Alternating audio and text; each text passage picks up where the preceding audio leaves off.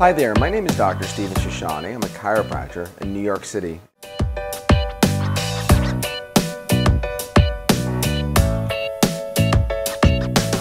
So what a herniated disc is the jelly that is between the two bones pushes through and puts pressure on the very delicate and sensitive nerve roots. So that's why sometimes people could have a herniated disc at C5 and C6 and they could have weakness in the arm or they could have burning into their fingertips.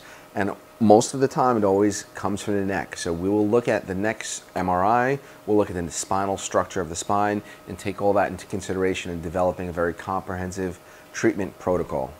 We've seen tremendous success in patients that are looking for a non-surgical treatment option when they have a pinched nerve in their neck or they have a cervical herniated disc.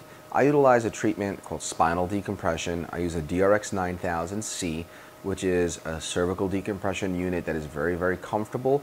The whole process, most patients fall asleep on, so it's a pain-free process. And over a series of 20 visits, we have patients that have screaming arm pain down the arm, what they thought was carpal tunnel syndrome, or were told that they needed a neck surgery, avoid a very painful surgery with the use of cervical spinal decompression. Spinal decompression is basically an advanced form of cervical traction. In olden days, they used to have a cervical traction unit that required a lot of weight and a lot of pull. And what happened with muscles would tighten up and spasm. What's unique about the cervical decompression with the DRX 9000C is you could dial in the exact disc level and the exact weight, which is reproducible, and it is very slow and controlled. The machine that we use has a biofeedback mechanism that will, when it pulls, it monitors the patient's resistance. So if they're tensing up, it'll back off a little bit. So like I said, decompression is a very advanced form of cervical traction that could control and target specific disc levels.